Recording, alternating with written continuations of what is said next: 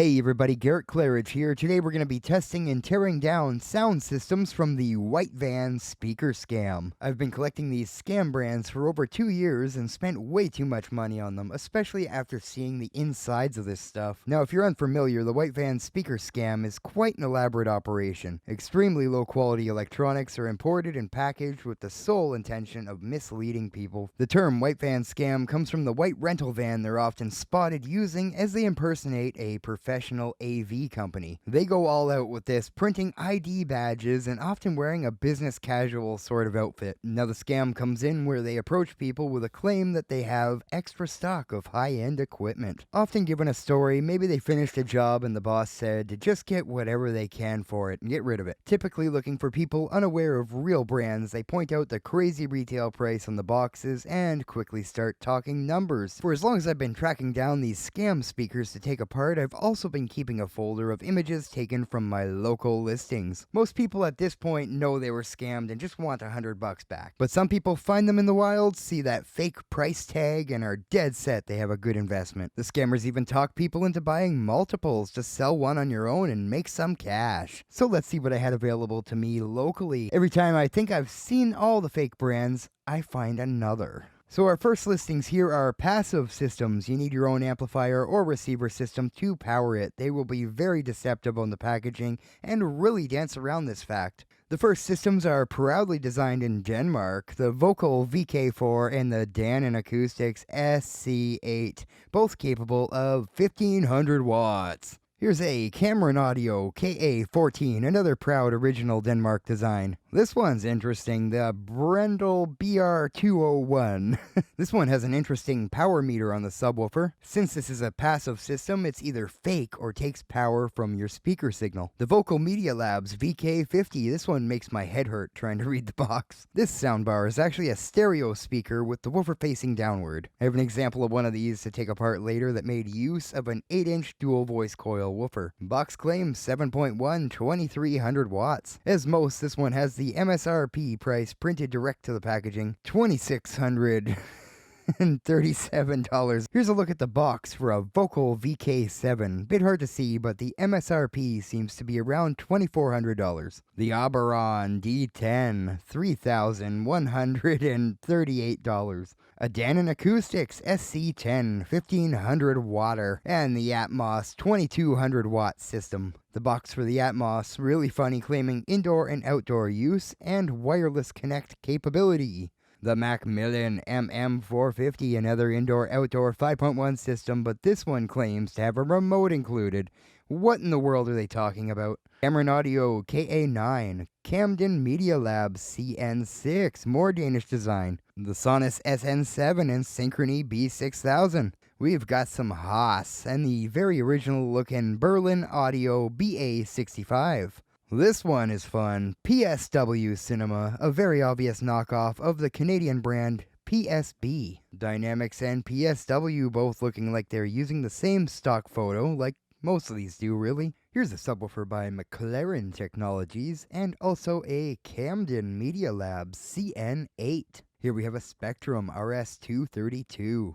This is the most deceptive style as they appear to be TV soundbars. However, they still require your own amplifier or receiver, unlike the powered all-in-one units we all know. $1,400, 1000 watts, it's the Ambio AB11. Dynamics STR200. $1,199 retail and 800 watts. Okay, now we're looking into the more dangerous products of this scam. Next are powered systems that actually have everything you need to get going right out of the box. However, these aren't built to any electrical standards and using the absolute cheapest materials and manufacturing. Here's something that looks like discount store PC speakers claiming 2000 watts. Bremen Meyer BM505. Check out this Primus PL21 and the Lenoro AL40, Reiner RN19 and Ambio AB51, Macmillan MM650 and the Krager Hi-Fi 2500 watt systems, the Enigma 600X, Granger Bessel GB19 and the Orumrohn R10 with a subwoofer much like one we have here to take apart, Paramax P512, and the Cinema WI1000. They sure look like high-end equipment. Alright, let's dig into the first system I have for you. This is the Rul Olsen R10. This was an awesome example I found to really show you how the packaging is.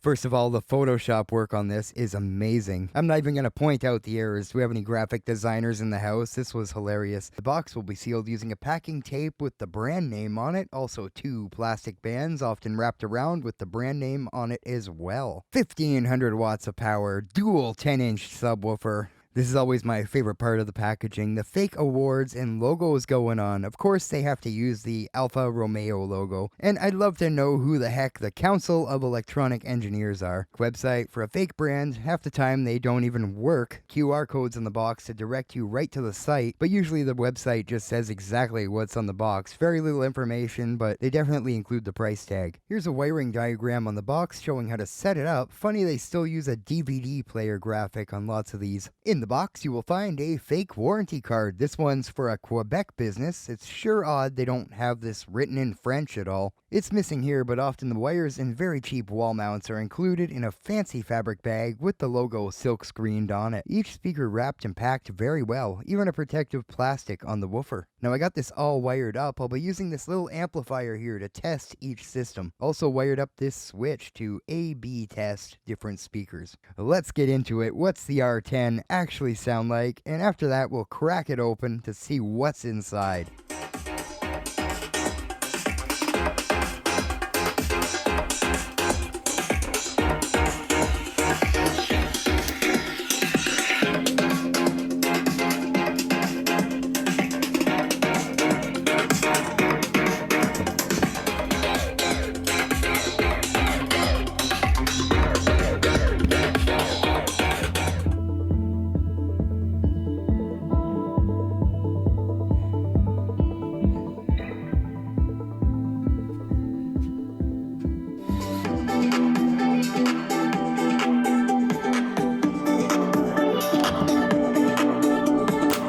Now, I don't know if you were able to tell from the video sound, but these are very, very mid-rangey and screechy.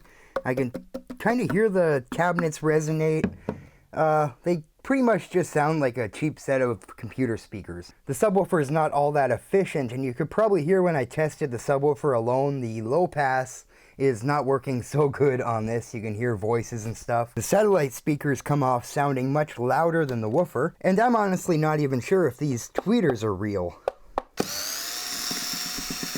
Alright, now let's see what's inside this $2,800 set of speakers. So it seems like they're all glued together as well. Looks like hot glue. Oh my gosh. Yeah, that's a fake tweeter for sure. It's just a piece of foil. And yeah, the speaker driver looks just like what you see in a cheap set of PC speakers. What we got here? That's a new one. To weight it down a bit, make it seem a little more valuable, they hot glued this weight in there, and I'm not sure what it's made of. Like a hard chunk of plastic, maybe? Oh no, it's full of sand, I think. Yeah, it's like a plastic thing full of cement. And there you go, a bunch of hot glue and the cheapest plastic you've ever seen. Written right on the back here, 8 ohms, 12 watts. This wire is so cheap I can pretty much scratch the coating off with my nail. Figured there'd be some kind of weight in there. Now let's see what the center channel has to offer. Oh! 2 weights. Another fake tweeter. Just a piece of foil. So we have 16 ohm speakers in here, so 2 of them together making 8 ohms. Oh my, drop test. Surprised that didn't explode all over the place. Oh, jeez, klutz. Let's see the subwoofer electronics. Oh, they actually did add a little bit of something in there. Those low-pass filters don't work so good, as you heard, and they just added these capacitors in there, essentially turning the satellite speakers into mid-range drivers. Now, what's inside here? There's like a There's a cavity in the bottom that doesn't make sense, I'm noticing. Maybe that's where they stuck a bunch of cement or something. On the side here we have a passive radiator. Woo! Note on the box, they said this was a double 10-inch driver. Okay, let's take a closer look at the subwoofer driver here. Oh, there we go. That just all hot glued on. They got it all over the place. Looks like a nice woofer, but didn't really perform. I think my battery's dead.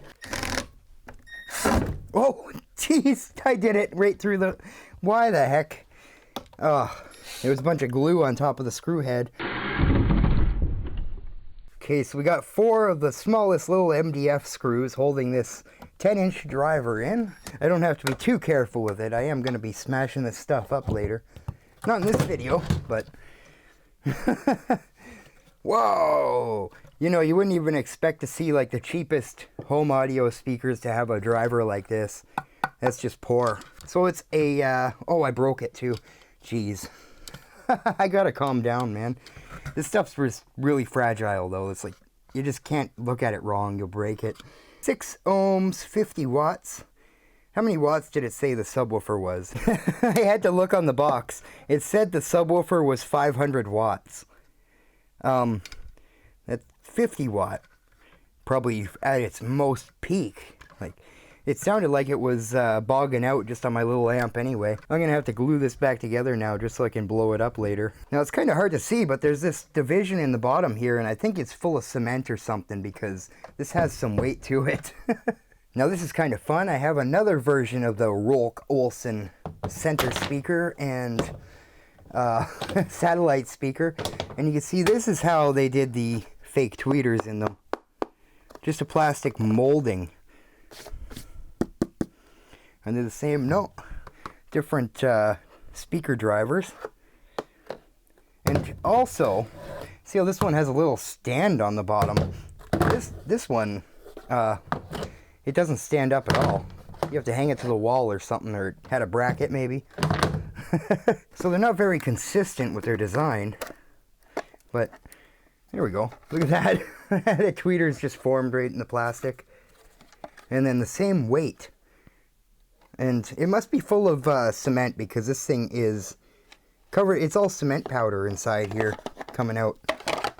Like that thing's leaking. But you pick it up and you go, oh yeah, that's a nice heavy speaker. I'm not even going to bother opening this one up. It's probably the exact same. I was just wondering if they use a different weight. And without the weight in it, this thing is so darn light. Like it feels like a computer speaker to me. And of course I spilled my coffee while moving that Rul Olsen gear around. Kind of a classic move. So now we're looking at a system that I've covered in the past. This is the Dresden Acoustics. The input jack looks just like the one on the Rul Olsen. This has a 10-inch dual coil driver and the port actually does work. Now the satellite speakers I have with these are actually Dresden Acoustics, but trust me, they're the same thing. Let's see what they sound like.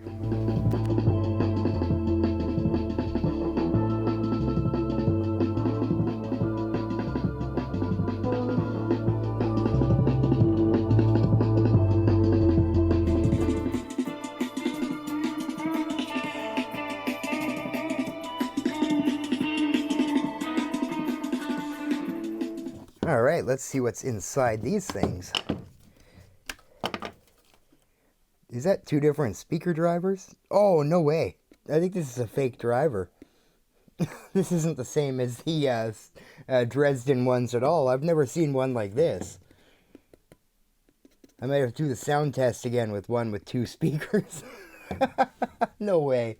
The way this cabinet's designed, if that's a passive radiator, it's not going to do anything.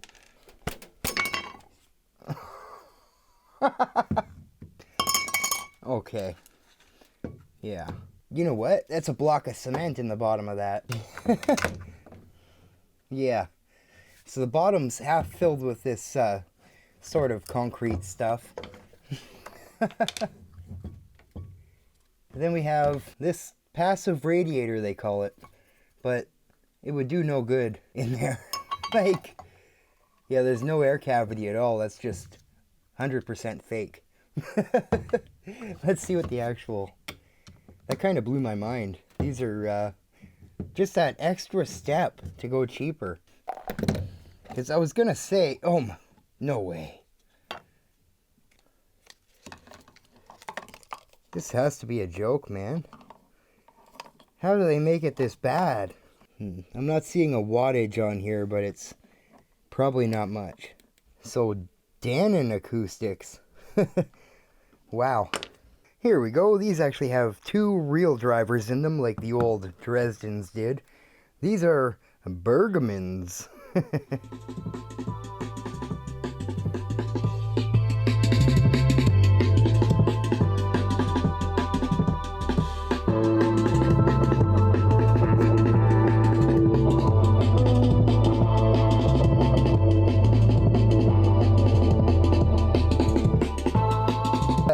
You can really hear that subwoofer bog out even with that little amp I'm using. I think they're using a capacitor in there for the crossover that's doing a lot higher of a frequency. Let's hear what these sound like alone.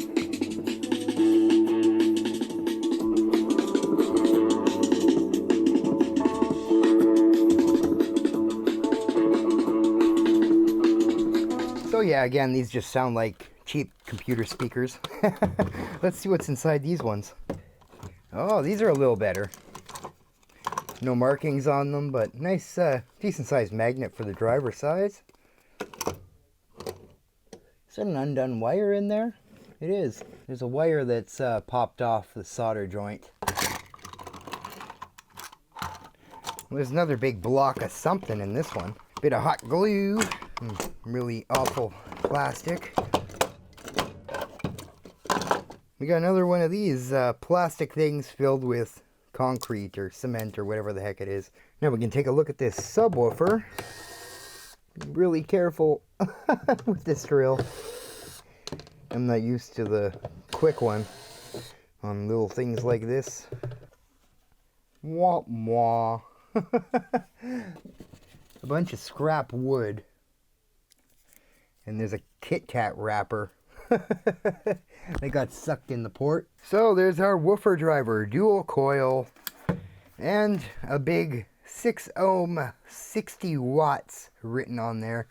This was another one of those ones that had a crazy number written on the box. Now inside, now it's kind of hard to see, but they put a bunch of scrap wood. They just stacked up a bunch of circles and then a bunch of square pieces in the bottom, glued them together to give it that extra weight.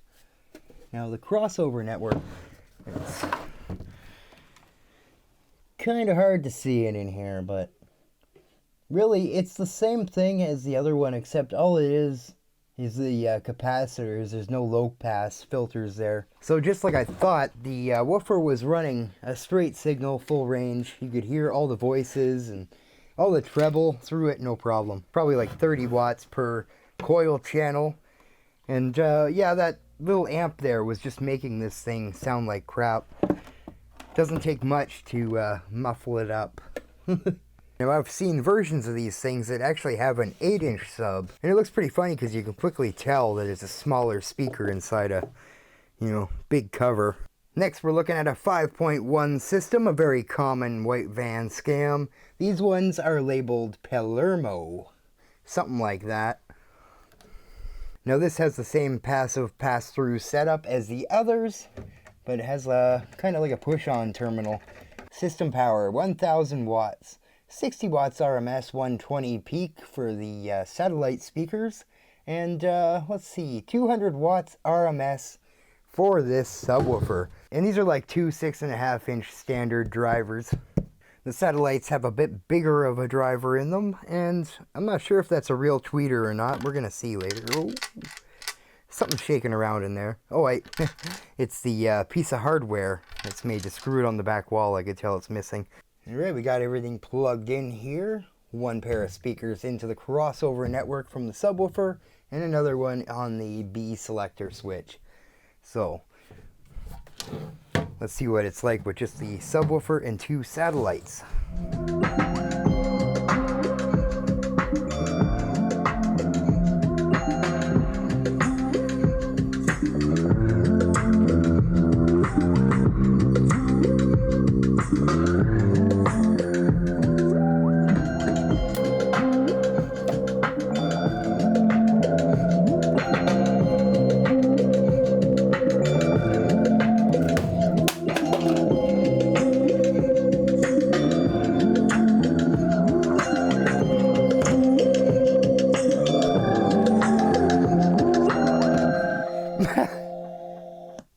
I was gonna say that thing's rattling around like crazy before I dropped it. That little amp like totally maxes out all these speakers. Now honestly, this setup doesn't sound half that bad, but it doesn't take much power at all before it craps out. Okay, let's see what we have in here. Oh, fake screws on there. Like I broke the mount in there, unscrewing it. Remember I said I felt something break in there with the screw. Yeah, the plastic is just so cheap. So this actually has a pretty surprising woofer driver in there. And a real tweeter. That's probably why they sounded alright. Usually I find they have a piezo tweeter or no tweeter. So these are probably some of the better ones I've ever found. And they don't even have a weight inside, actually. Although the plastic of the casing is just so bad that, say, I dropped it a couple times, but it tends to fall apart on its own. Really brittle stuff. Nice little tweeter. Actually, you know, like, not the worst. Yeah, that's kind of acceptable other than the cabinet, maybe. I'm excited to see what these little drivers will do. Okay, the main event here. Nice shiny screws. Real cheap piece of trim. Oh, not the worst thing. And that crossover in there, I'll get a photo of it, but it has low pass filters and a couple different capacitors for the high pass. No markings on here, but I don't know if this would do 100 watts RMS power. We also got a touch of foam in there, but it's not the kind that can really do anything. It's just like pillow fluff. Even a little bracing going on. So these ones were built to a bit better specification when someone ordered them. The woofers seem like something out of a bookshelf speaker. Now we're looking at a system labeled Sutherland Technology. You might be thinking this is the exact same subwoofer as the last system. However, it stands just a little bit taller. Looks like we have the same terminal plate on the back, but it's in a different place. Now what about the woofers? Definitely looks like the same woofers. Oh, by the way, here's our new dog, Buddy. I don't know if he's ever been in a video. He's all wet. Anyway. I think this is the size. Yeah, there we go. Oh, the wood's just totally falling apart. I'm pretty sure it's the same trim on here. And, oh yeah, it's the exact same woofer. So the back of the crossover probably looks the exact same as the other one. It's stuck in there. Oh, well, this one's not as stuck in there, but it's the same woofer, definitely. Yeah, no rating on it. Hopefully my phone is enough to light this up, but here's what the back of that crossover looks like. Maybe a little bit different circuitry. I can't remember now. So I think I mentioned it before. These are the exact drivers you find in white van tower speakers and bookshelf speakers. Stuff like these Polk Audios here. They'd have like 2 of these in them, maybe 16 ohm ones. And the bookshelf speakers would have the 8 ohms, just like this. Kind of funny, we don't see too many of the tower speakers in Canada, just a lot of the home theater systems. Now the satellite speakers have a little bit of a different design than the last ones we were looking at, but pretty much the same thing. Probably worse plastic, I think. Now the center channel I have here is kind of interesting. I've never seen one with 2 tweeters. Sadly, I was only able to find 3 pieces of this setup.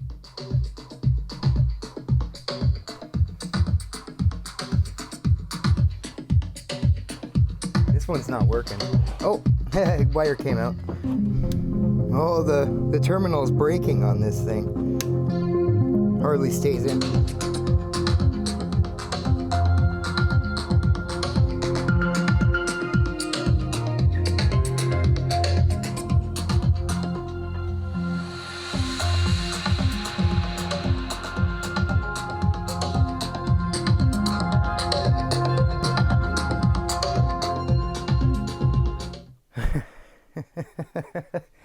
Oh man, I'm pretty sure there's tweeters in these ones, but they're probably piezo discs. They sound very harsh, like a lot of going on. Now the low pass filter on the subwoofer is working excellent for like a passive design like this, it's working pretty darn good. I might have to keep those low pass coils for another project. So let's see what's inside one of these. I'm gonna go with the double tweeter monster center here. Seriously, all my flat to small screwdrivers are all broken because doing this. Oh my, the plastic is just brutal. Now I kept looking at this thing going, why does it look so silly? And have you figured it out yet? Whoever put this dust cap on, like, did it while they were slipping on a banana. Because it's, like, not even close. Like, one of the worst I've ever seen. Not even, like, wow. Another set of fake screws on the tweeters. Oh, what in the world? Wow, these drivers look just like the Palmo ones, but not quite. Now, this is great. One tweeter is just a little plastic piece of foil that, again, isn't centered at all. And the second one is another piece of that foil, and I'm guessing it has the piezo disc on it. Whoa. That snapped out no problem. So there's, oh wow. Man, this stuff always amazes me how bad they do it. Just how cheap it is. So there's that piece of foil they put on the fake one. And then you can kind of see it in there. They glued on a piezo disc to give it a bit of resonance. And these just sound terrible, man. This is like, it's a glorified birthday card. Or a little watch buzzer. Like, piezo tweeters are only made to go beep beep and stuff like that. You play music through them, it sounds kind of gross. And no crossover for that piezo either, by the way. You technically don't need them, but I mean, that's just a lot less circuitry they need to add. Like, this is just the ultimate and cheap out here.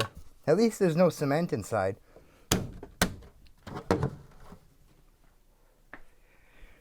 Oh, I went and put that on upside down. Oh well. Something I forgot to mention, these push terminals here, they absolutely destroy speaker wires. Like, every one gets cut inside there. Insane.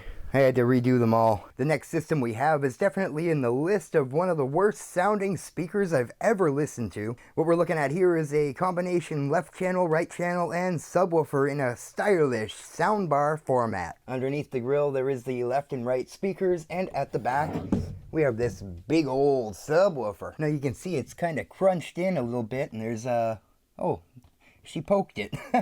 I had this up on a tall shelf and Augie decided to make a nest out of it. I should have known better. I can't even roll up an extension cord without her checking it out to see if she could sleep in it. So we have this super slim design with a nice 8-inch dual coil subwoofer, so they say. There's just one little square on each side. The rest is covered in wood or something. So at the back we have some terminal plates. These are actually the ones you see on a lot of white van bookshelf speakers and stuff. They never quite screw on right. These big fat plastic ones. They never work. So this is the Sonar Media Labs Home Theater SR42 Digital Cinema. A probably very fake barcode sticker there.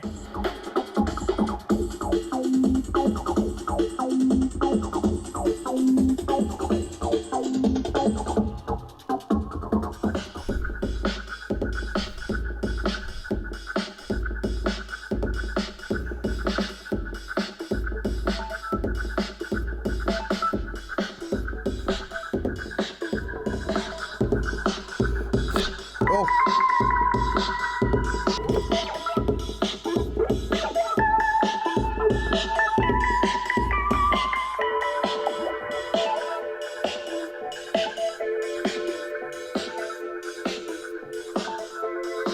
So that grill was not supposed to be removed. That was stapled right on there. Look at the speakers, man. Just realizing, actually, these are the same 4-inch drivers that you get inside those little cube speakers. Now, this system actually came with, I forget if it was 2 or 3 of these little fake cube speakers. They were also labeled Sonar. For the life of me, I cannot track them down, though.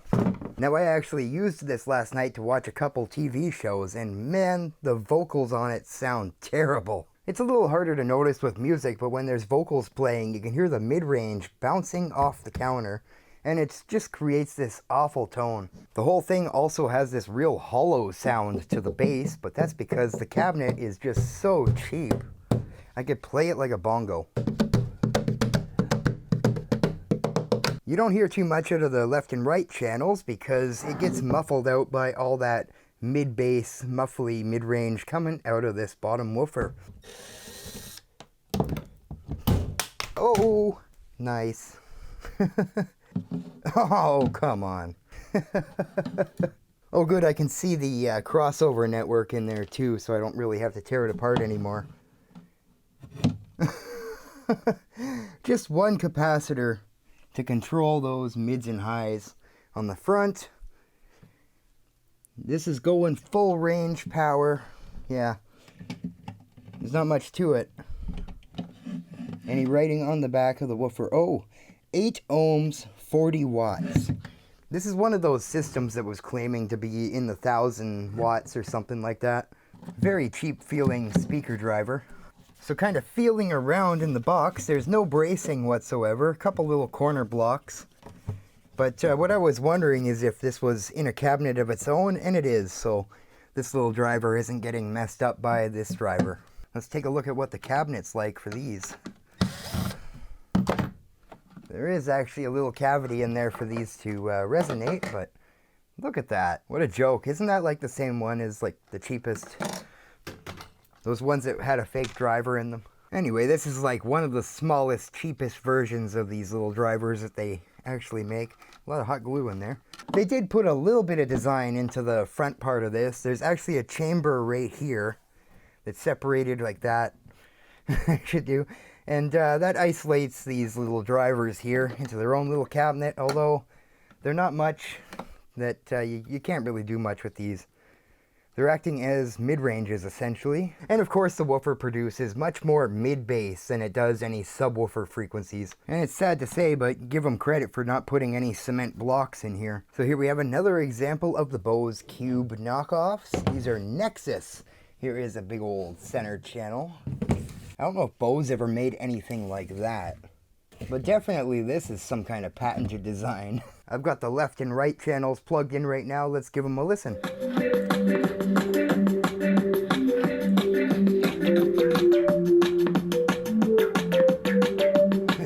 Now these are definitely some of the more louder and cleaner versions of these than I've ever seen. Kind of interesting. The terminals at the top, they have a bit of a different shape to them. But yeah, same design really.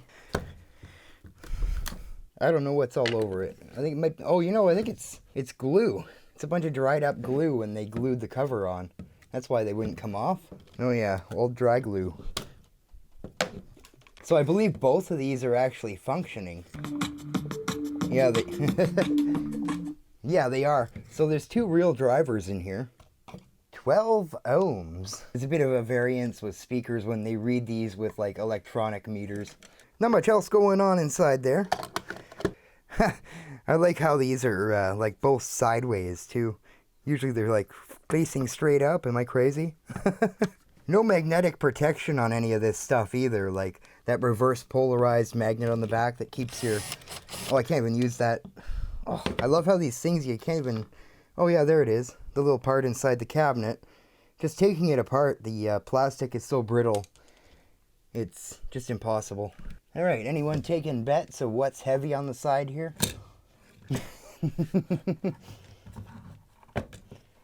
Oh yeah. I love this cardboard separation job they did there. Oh man. This one, I think the other ones, they painted that stuff at least. Like shot a bit of black spray paint in there. This one, well, I guess because they used 2 real speakers. Yeah, the concrete needed a little channel for the wire to run. Just, oh man. That's awesome. It looks like I broke another mount as well. Yeah, see all this, like, you know what I mean. It's just full of concrete. Now, a long time ago, I made a video with speakers like this that were labeled Dresden Acoustics or something like that, or Was it Dresden Technology? I don't, whatever. This was the weight they used inside the speakers.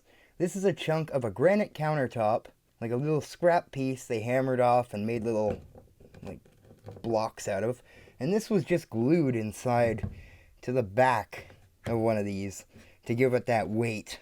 Now, if you're not an audio guy, you should probably still know, like, shoving a rock in your speaker is not going to help its performance. I mean, it might help it from rolling across the table, like, like, these things are so light anyway. This is, of course, all just to add a bit of weight and make everything seem a bit more quality. Now, let's take a look at this center channel here. It's a bit of a ported design, two of the same kind of drivers. They're probably, oh, I was about to say, yeah, they're the exact same drivers. Oh, I like how they made it so when you look into the port, you don't see any of that cement. Yeah, just another weighted down at the back like crazy. Same thing on this side. But whoa, that's a nice heavy quality speaker right there, eh? Also love, as soon as you bump these around a little bit, they sound like they have sand inside. You guys will never guess what I got up next.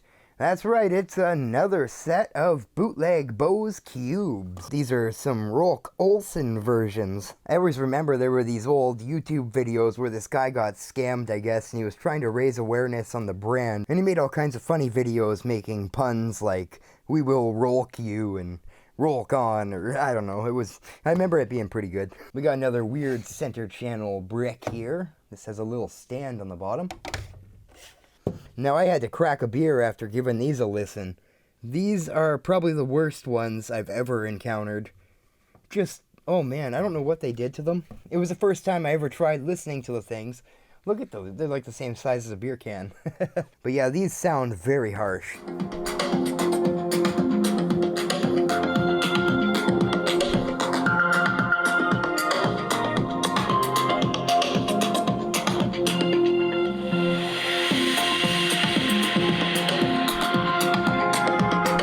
Wow. Yeah, I don't know what they... Oh.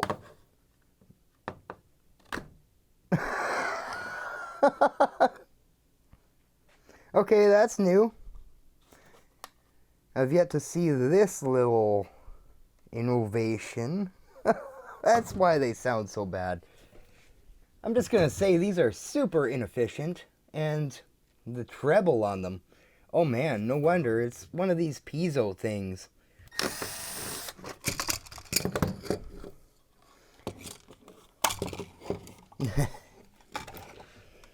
So we have nothing inside there. These cabinets aren't connected in any way other than the little wire.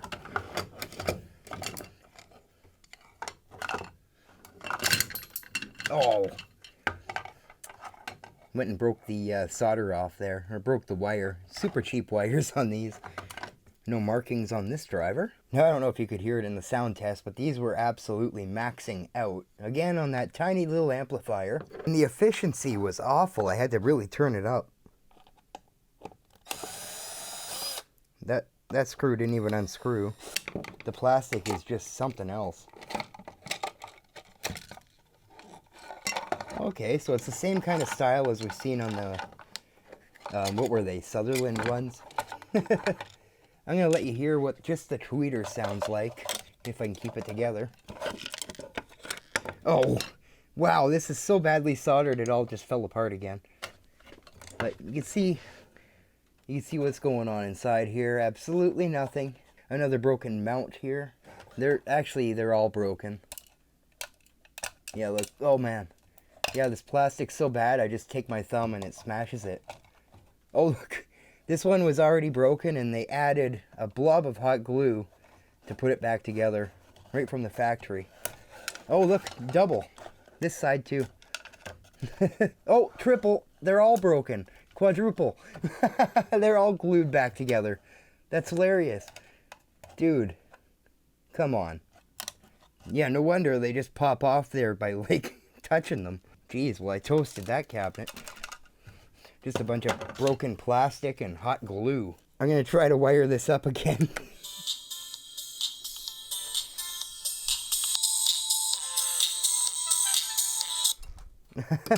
They must have used the tiny little piezos in there again. Oh yeah, they did. Well, isn't that bigger than the other ones? I think it's bigger than the ones in those Sutherlands. But this is still an awful design. I mean, it makes noise, but this is the cheapest way you can make a speaker or whatever the heck you want to call it. Let's see. Just a blob of glue on this little disc, and it makes this shake around and makes some kind of sound. Want to hear it without the cone on there? Okay, that little piezo disc in there is playing at the exact same volume without this little cone attached. Can you hear it? Now this center channel, I think it's just like another one we've seen, but with a white trim. Oh, what the heck? No cement or anything in there, but these are, yeah, a little extra cheap. They're put together in layers. You have to get it all right. Now this is hilarious. We have the grill here, and you can see all this hot glue. It was obviously broken before they finished installing this, and they just hot glued it back together. Like, you seeing that? It's so brittle, it's hilarious. Like, well, that just made a big mess. Roll on. Here we have a 5.1 AV Bluetooth surround sound receiver by the very notable brand Orumrohn. Or, I don't know. How would you pronounce this one, guys? Now here's where things get a little sketchy in the white van scam system. This thing plugs into the main power. Absolutely no controls on it other than this volume knob. It doesn't have a clicking motion or anything like that. In the examples I've seen online, it of course came with the bootleg Bose cubes. There's a Bluetooth working light, a screen, and I'm guessing this is for the remote, the infrared receiver. You kind of see it. On the back we got a nice big port. It's just hanging in there. So we have some RCA inputs, an FM antenna, 5 speaker outputs. So this is actually like a receiver. And like I say, this is where it gets kind of fun. We get to plug it right into the wall outlet. Now the problem with this, of course, these don't have to conform to any sort of regulations. Like these little stickers on the back here, or printing or whatever, is just all fake. The R15 Digital Cinema, patent pending. And of course, I've seen this in a million different kinds of brand names, different wattage specs. So turn that off. I'll plug this in. Hopefully, you know, I'm not even sure if I'm going to be able to do anything with this without the little remote it came with, which it looked surprisingly just like one of those little cheap white remotes for the LED lights. This thing, I noticed the plug wasn't grounded either. You fire it on. Ooh.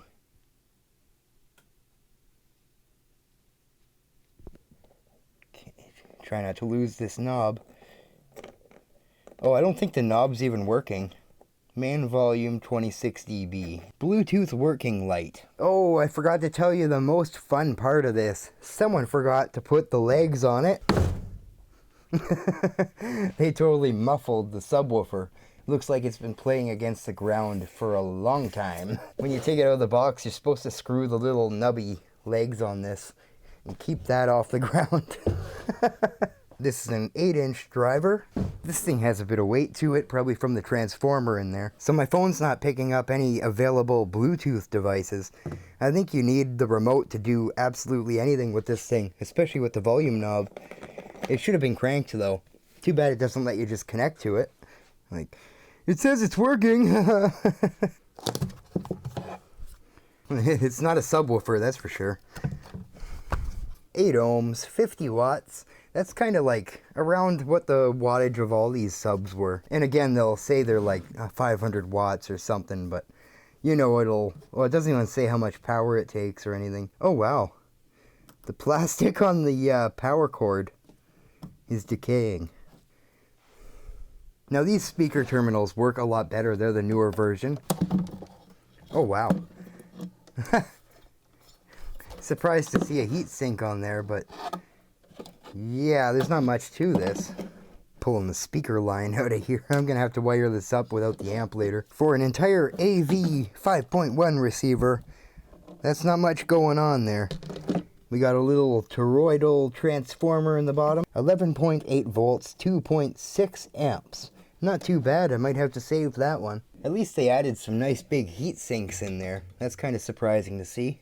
Nothing really happening inside the box. Little cavity for the screen and stuff.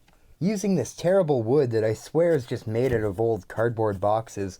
It's a lot worse than MDF, like, it comes apart a lot easier. You wouldn't want to make a kitchen cupboard out of that, like. The electronics in that subwoofer receiver thing were very bad. It's what I would expect to see in a small set of PC speakers. Many Logitech systems have a much bigger power supply than this. Plus, of course, the actual quality control and real electronic certifications. Now, that's the last of the fake brands I have to look at. This video is getting a little long, however, I don't want it to end on such a boring note. I pulled out my Tapco Juice J800 power amp and a mixer. When I bought this set of counterfeit Bose cubes, they were packed in styrofoam and I never noticed the brand name on them. It's actually Centrios, a Radio Shack brand. These came with a set of 5.1 computer speakers that had a super small subwoofer cabinet. Now what is so interesting about the Centrios version is the plastic used is actually nice. They feel nice and solid and the hardware is tight. All the others would flop around. The most fun thing is the honesty of Radio Shack stuff, or it might have been the Source in Canada by that time. The sticker on the back rocking an 8 ohm 5 watt rating. Now I'd like to compare these to the scam brands we've seen earlier and also see what it takes to blow them as a benchmark for the video later where I'll be blowing out all the equipment tested in this video. Rehearsal doesn't start for 3 hours. Steve, good you're here. I meant to call you. How do I put this? You're out of the band. What?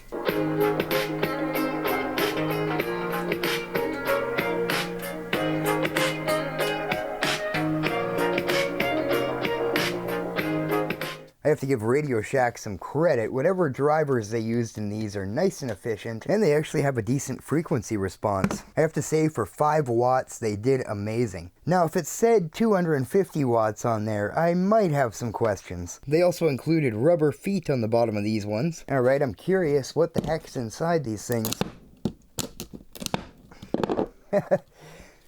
Impossible to take the cover off. I don't think they're glued on like the other ones. They feel like they're clamped or something. Oh yeah. They actually have a nice clamp mechanism on there. They figured it out so it snaps on nice and tight. Much better build quality. These drivers aren't anything that special, but for a set of 5 watt PC computer speakers, they do great. The silver is pretty cool too, and the grills on there, it just looks like a nice silver stripe. The screws I took out of there, they're really nice actually. I might save these. Oh, what the heck? Man, for the size of that driver, they sounded pretty good. I love the little puff of polyfill in there. On the back of the woofer, there's just capital letters ST, 3 ohms, 3 watts. Wonder how that's wired in there. I kind of wonder if they made a mistake. Oh no. Well, these said they were 6 ohms, but 2 3 ohm speakers wired. See, none of the other ones were wired in this way. You see how this white wire runs through the cabinet here? It has this series wire sort of Christmas light effect going on where it runs through them both. So that's why they were so efficient. These are like 4 ohm speakers. That's kind of weird they did that. Let's see what kind of coil we're working with. Oh. Ah.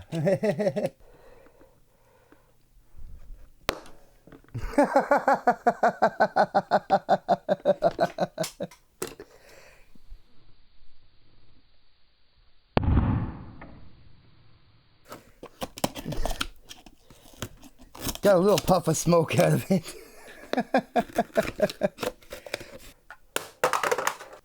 Nice and solid.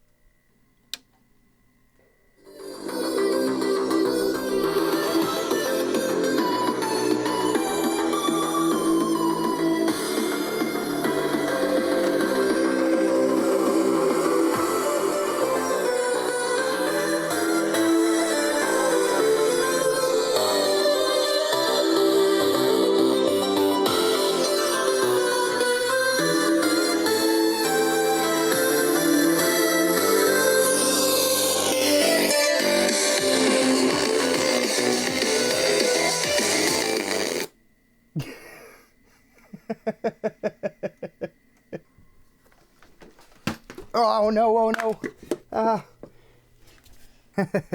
The terminals definitely hold wire.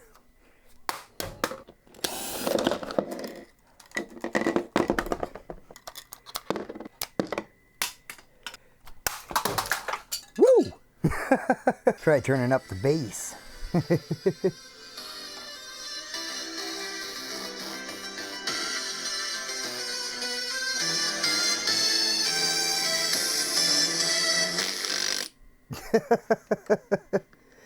Man, these things do very good for what the size is, and a bit of smoke. Man, interesting smell out of them. Just gonna make a little vent in this to see if the smoke will pop out. Now I'm gonna try... Whoa! Hey, I'm gonna go with less bass this time and see how loud we can get it.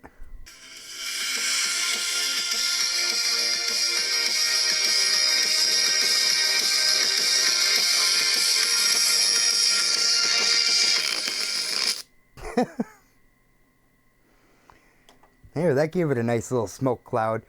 There, it was in its range there. It worked a lot better. Try it with the mids and highs cranked.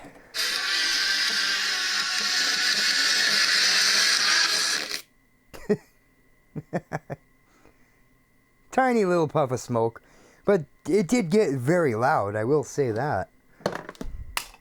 Here's our last driver. These things don't move very much at all, but they do make a bit of noise. Let's go back to a flat signal.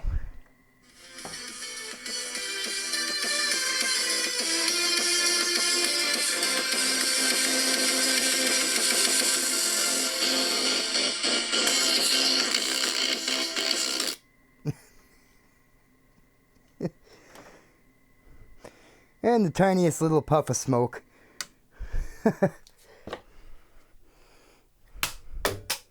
Whoop. Oh my. I got the magnet. And there's our little coil. Nice. Well, that's about all for now. If you enjoyed today's content, be sure to give the video a like, drop a comment, or possibly subscribe to the channel. Thank you for watching, everyone, and have yourself a great day.